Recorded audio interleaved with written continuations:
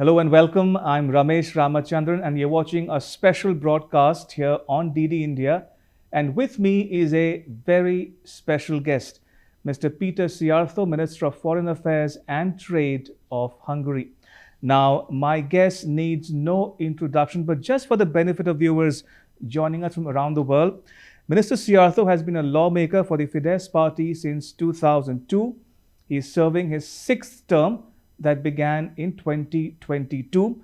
He was the communications director for Fidesz party between 2006 and 2010, Prime Minister's spokesperson between 2010 and 2012, State Secretary for Foreign Affairs and External Economic Relations between 2012 and 2014, Deputy Minister of Foreign Affairs and Trade between June and September of 2014, and finally the Minister of Foreign Affairs and Trade of Hungary since September of 2014. And he used to play futsal for a club, but now only gets to play with his sons whenever time permits. Mr. Minister, welcome to DD India. Talk to us, if you will, about your visit to India. Who all have you met so far and how did those talks go? I was really happy to come this time because that gave me the chance to meet with Minister Szijjarto again, with whom we have a really great relationship. I understand that we do share the approach when it comes to major dilemmas of global politics and global economy. We like this very rational voice of India in international relations. This is something what is missing a lot, especially from Europe. Where we try to represent the same voice, but size-wise, we definitely have a different kind of impact. I also have met my good friend, your Minister of Natural Gas and Oil, who was responsible for the evacuation of your students from Ukraine when the war has hit in, and through Hungary, thousands of Indian students have been evacuated. And I have also met my other counterpart, the Minister of Trade, with whom we have addressed the issues of the bilateral cooperation. And I should not forget that I'm thankful to the Chamber of Industries, the Confederation of Industries here in India, CII, who has hosted me for two speeches in their India-Europe conclave in the ministerial panel and about net zero and zero waste production as well. So I was very happy to come this time because there were very, very significant issues on the agenda. Indeed. Mr. Minister, when you talk about Hungary-India relations, is it not odd that Prime Ministers Orban and Modi have not met in all these years? Yeah, that's unacceptable, let's put it this way, especially that they both wanted to, but it didn't work out. There was a date set already, but then the COVID has hit in, and then both prime ministers had to deal with the impacts of the COVID. Then when we thought it would be all over, then the war in Ukraine has been launched, and we all know the impacts of this war on our national economies, on global economy, and then the Middle East conflict has impact on all of us. So unfortunately, prime ministers had the duty in the recent years to tackle crises and to make sure that their own countries, their own nations not only survive but get stronger after all these crises. But I have to tell you that even regardless of the lack of a personal meeting, Prime Minister shows great respect to Prime Minister Modi. He always speaks about him very highly. He follows his activities, he follows his decisions and statements. And I do hope that since we had elections 2 years ago, but we are having elections this year as well for European Parliament. You are having national elections. So I do hope that both of us will be successful on those elections, and that will allow for a meeting in the second half of the year. Right. Mr. Minister, the European Union has just agreed on a 13th round of sanctions on Russia, and it's reported that those sanctions might also hit Indian company. Why is that so, and how does Hungary view these sanctions? Do they work at all? Look, we don't like this sanction regime. We think that sanctions have never worked out. And especially these, which have been implemented by the European Union, they are not hitting the Russian economy, but the European one. So these sanctions, which have been implemented since the outbreak of the war, have been causing a lot of harms and a lot of difficulties for the European economy. So one of the impacts was the skyrocketing energy prices, then the skyrocketing inflation, and we do see that the original goal which was attached to these sanctions was that it should bring us closer to peace and it should bring Russia on its knees. Neither of them have been successful. And for me, logically, the consequence would be that then we don't continue that. But unfortunately, the logic in Brussels says that, okay, if there was a failure 12 times, let's try it 13th time, which is illogical, I have to tell you. And there are some import control measures as well. But will these sanctions also hit India? Yeah, actually, it's an interesting question. What is the impact of the sanctions on third partners? Because what I see is the following. When it comes to energy, for example, oil, there's a ban on importing oil from Russia to the European Union, with three exceptions: Hungary, Slovakia, and Czech Republic, simply because of the infrastructure. If we had been cut from the Russian oil, we would not have been able to supply the country properly. Slovakia the same, simply because of the infrastructure. As long as you cannot deliver oil in a backpack, you need pipelines, right? And it's obvious where the pipelines are, and then if you don't have a pipeline, then you cannot buy oil from there, neither gas. So what we understand was the following, that the share of Russian oil import in India has increased from 0.2% to somewhere 30-35%. And we understand that Europe is not the number one customer of India when it comes to oil exports. So it's so hypocritical, you see, that on one hand, European Union says that there's a ban on oil import. But on the other hand, it's obvious that many European countries are still buying Russian oil, but through a third country. Or I give you another idea.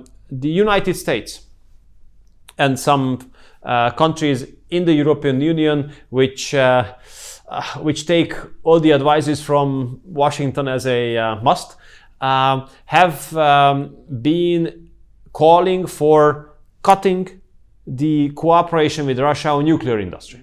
Now, this would be super sensitive to us, given the fact that we have been enjoying a good nuclear cooperation with Russia for 50 years almost, and we are building now a new nuclear power plant with Rosatom, just like India does. But in the meantime, what happened was that last year, the Russian Federation became the number one uranium supplier to the United States. So while the Americans are pushing us not to cooperate with the Russians on nuclear, in the same time, they spent more than $1 billion in the Russian Federation to buy uranium from them. So there's a big hypocrisy within these sanctions. I'll give you another idea which is not related to Russia directly, but to the East. German politicians, and including my colleague, the foreign minister, she speaks very often about decoupling. Now, decoupling is a very, let's say, polite way of saying isolation of Eastern and Western economies, under which she means that the cooperation between European and Chinese economy should not be that tight. But then in the meantime, the German automotive industry is totally dependent on the Chinese supplies. And we in Hungary host both. The German automotive companies build factories to manufacture electric cars. But in the meantime, they want the Chinese suppliers to build factories next to them to supply them with batteries. So there's such a big gap nowadays between the political communication and reality. And the problem is that the sanctions are strengthening this gap or widening this gap, because the sanctions are saying one thing, but then what happens in the reality is totally different. Mr. Minister, let me now dive straight into the question that everyone from either side of the Atlantic is asking: when will Hungary ratify Sweden's NATO membership? Well, there's a good chance that when the parliament comes back into session, which is next week, this issue is going to be on the agenda. Why? Because the Prime Minister of Sweden is expected to visit us in Budapest on Friday. And his visit is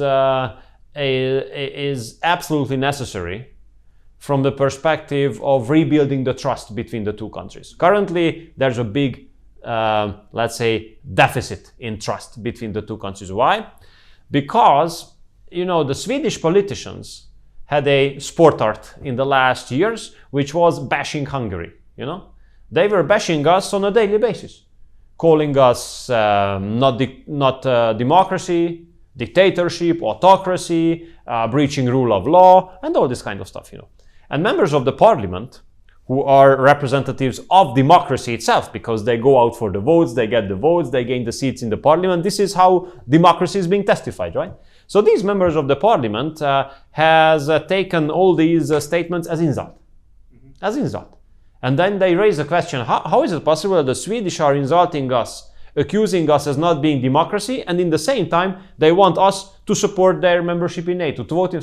So that's why the members of parliament made it really clear that they would not be ready to put this issue on the agenda as long as trust is not being rebuilt. Mr. Minister, a few US lawmakers visited Budapest last week. They wanted to pursue, cajole, nudge, push Hungary to quickly ratify Sweden's NATO bid. A media report said that nobody from the Hungarian government met with them. But in sharp contrast, Prime Minister Orbán met a visiting Chinese minister. And Hungary and China, we are told, have now signed an agreement on security cooperation. Is Hungary turning its back on the EU and NATO? No, absolutely. We are reliable members and reliable allies, both in the European Union and in NATO. We are absolutely committed. The alliance can count on us, and we count on the alliance. There's no question. But look, these congressmen did not come to Hungary to consult with us on a basis of mutual respect about how to improve the bilateral relationship. They came to tell us what to do in Hungary. And they can't do so. Like, we are a sovereign country. We decide about our own future on our own, based on the will of our people. I never go to the United States to lecture them how to live, how to change their regulations, what kind of decisions to be made in the Congress, because it's not my job. I'm not American. If I was American, I could do it. But since I'm not an American, who cares about my opinion in the US? And no US lawmaker would pretend the right, to interfere into domestic politics in Hungary and to tell us what to do. On the other hand, the thing is that I didn't find an example when a delegation of Hungarian members of parliament would have been received by any government official in the United States, So, congressmen have to talk to parliamentarians. Government officials have to talk to government officials. So, as the Minister of Security of the People's Republic of China came to Hungary, he met his counterpart, the Minister of Interior of Hungary, who is responsible for domestic security, and the Prime Minister has received him on a courtesy call. That's normal way of operation. When the Foreign Secretary, the Secretary of State from the United States have visited us last time, that was Secretary Pompeo, of course the Prime Minister has received him as well. And I did as well, of course. So, we never let anyone, be American or whoever, to interfere into domestic issues. And we have a bad experience because currently the US ambassador is basically the leader of the Hungarian opposition. So he acts as if he was a politician in Hungary, as if he was an elected official. He interferes, he makes comments, he makes statements, I never allow my ambassadors to do so anywhere in the world. They are not allowed to make a single comment about domestic situation in the country where they serve. Simply because they are not rulers and we are not colonialists. I send ambassador to Delhi, for example, not to express opinion about domestic politics in India because it's your job, but to build the relationship based on mutual respect. Mm-hmm. Mr. Minister, talking about China, how does Hungary see the situation obtaining in the Indo-Pacific? Do China's actions worry you? Look, since we do not live here, we are living far away in Central But Europe. you have stakes in the Indo-Pacific region, don't you? We have good cooperation with everyone. We have a really great cooperation with the People's Republic of China. We have a very good relationship with India. I'm here now. We have really great relationship with Korea, Republic of Korea, of course. And we really would like to see peaceful circumstances here, because if friends of yours are in conflict, it's bad news to you as well. And since you are all important partners for us, our interest is that you all share a good relationship with each other. Mr. Minister, would Hungary, for instance, like to join the BRICS? Is it on your agenda or table? No, we can't do so because we are members of the European Union and NATO. But, if we speak about seriously, I think European Union should look at what BRICS is doing in one way for sure, and this is the following: that BRICS is now an integration which is attractive for external factors because there are so many countries willing to join, and on the other hand open for the new ones, right? Because you have just opened your gates and allowed countries to join. Now the problem with the European Union is the following: it's still attractive, although this attractiveness is decreasing, but it's still attractive, but unfortunately not open for newcomers. We Central Europeans, and especially we Hungarians, to speak on our own behalf exclusively, we are absolutely in favor of enlargement of the European Union. But unfortunately, majority of the member states are not supportive to the enlargement. So they don't want new members to join. Of course, when it comes to public announcements and, they are absolutely in favor, absolutely.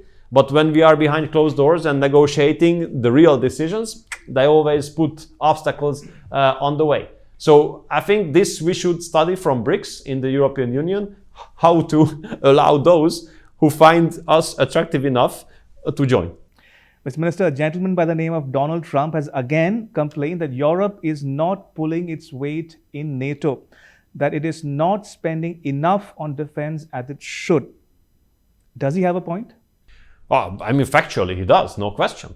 No question. There's a common commitment within the NATO, which was made back in Wales around 10 years ago, as far as I remember. And that commitment says that all member states come to a point where 2% of their GDP respectively is being spent on defense. And there's just a very few countries, 8 as far as I remember, among them Hungary, which has been fulfilling this requirement. And it shows that there are 20 some member states, mostly the Europeans, of course, because both US and Canada complies, who have not fulfilled this commitment. And I mean, if I was the president of the United States, which I'm not and will not be, I would consider it as a serious issue as well. Mm-hmm. Mr. Minister, talking about Trump, Prime Minister Orban wishes Trump would return to power. What can Trump do that Biden can't? Look, if we agree that politics is being a job based on experience, then we absolutely put our experiences into consideration. I tell you why. When President Trump was in office, the US-Hungary political cooperation has been flourishing. Beforehand, there was basically no political cooperation because that time Democrat administration has clearly rejected any kind of high-level contacts with the Hungarian government, saying that it was unacceptable for them what we have been doing, politically speaking, but I mean, they should not approve anything what we do should be approved by the Hungarian people, right? Now, since President Biden has been in office, we came back to the same level. They basically reject any kind of high-level consultation, any kind of high-level cooperation between the two governments or administrations. And our defense cooperation has always been perfect. Our economic cooperation has been always on the rise. But politically speaking, we are very deep now. And we would like to see US-Hungarian relations flourishing again on the field of the political relationship as well. And we all know that it will only be possible if President Trump comes back. So, of course, we never interfere into domestic political decisions of anyone else, but it is allowed to cross fingers, and we are crossing fingers. Mr. Minister, Prime Minister Orban has proposed a 4-point peace formula for resolving the Ukraine-Russia conflict. He says, 1, Ukraine should become a buffer between Russia and the West. 2, Ukraine's allies should give it security guarantees. 3, Ukraine should not join EU or NATO. And last but not the least, peace talks should take place between Russia and the US. Is it still on the table? Do you think your allies can consider this? Well, the situation is the following. We definitely do need Ukraine between us and Russia. That's no question. We need as a buffer? No, as a country, as outside NATO. Outside yeah, NATO? Of course, that's not and a question. EU. Of course, not a question. See, look, Ukraine is at war. Now, if you allow a country at war to join NATO, it means that entire NATO is becoming part of the war immediately by definition, since Article 5 of the NATO treaty says that once any of the member states is being attacked, it has to be considered in a way that everybody is being attacked, which means that Ukraine joining NATO would mean Third World War immediately. When it comes to European Union, it's the same. I mean, enlargement of the European Union should be about expanding peace, prosperity, and sustainable development, and not importing war to the European Union. So we can't see Ukraine being member state, neither NATO nor European Union. And on the other hand, yes, we do believe that the representatives of US and Russia should sit around the same table, because we don't see any other solution. Any other solution than the Americans and the Russians agree on ceasefire or finishing this war and entering into peace negotiations. That's why we are hopeful with President Trump once again, because under President Trump's office there was no war, and I'm pretty sure that if he had been elected back 2016, this war in Ukraine would not have broken out. Mr. Minister, President Putin said in a recent interview that Russia had to intervene in Ukraine because Russian-speaking people were being targeted.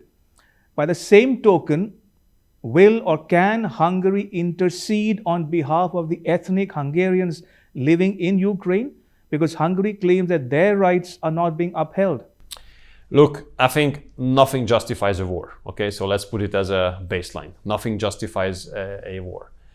On the other hand, I have to tell you that that the way national minorities are being treated in Ukraine is absolutely unacceptable. It's absolutely unacceptable. Not only by European standards, generally. The rights of the Hungarian national minority, and of course all the others, but I'm responsible for the Hungarians, have been diminished and violated step by step, week by week, in the last 9 years, since 2015. Since 2015. And I had dozens of negotiations with the actual Ukrainian counterparts, asking, begging them not to do that, not to violate, not to take away the rights of the Hungarians. But they did.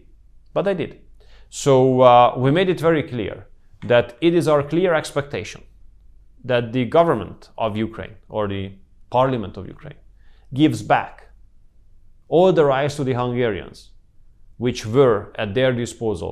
So you agree with President Putin when he says that, Russia had to intervene? No, that's why I say that nothing justifies a war. And, Russia is not in my mindset when I think about the Hungarian minority. That's a big frustration in Europe, that whatever you say, you immediately look at the Russian angle. I don't care about the Russian angle, I have to tell you, as I'm not caring about the American angle either, or angle of the moon or Mars either, because this is about the Hungarians. And I can't look at it through the Russian angle, I can't look at it through angle of anyone, I can only look at it through Hungarian angle. And we condemn this war. I want to underline again, we condemn this war. We condemn this war because territorial integrity and sovereignty must be respected. That's a definition. And on top of that, there are people dying in this war, more and more. As the war goes on, more and more people will die. So therefore, this war should be stopped. Indeed. Mr. Minister, I'm approaching the end of my time. So 2 quick questions. What will a Hungarian presidency of the European Union look like? You'll become its president come July. Look, this is going to be the most pro-enlargement presidency ever in the history of the European Union. So what should one expect from the presidency? We try to help the candidate countries to come closer to the European Union, to accelerate their integration processes. And in the meantime, we would like to build the external relationships of the European Union, including India. So therefore, in that half year, we will push for restarting the negotiations with India about the free trade agreement, to start negotiations with India about geographic indicators and protection of investments.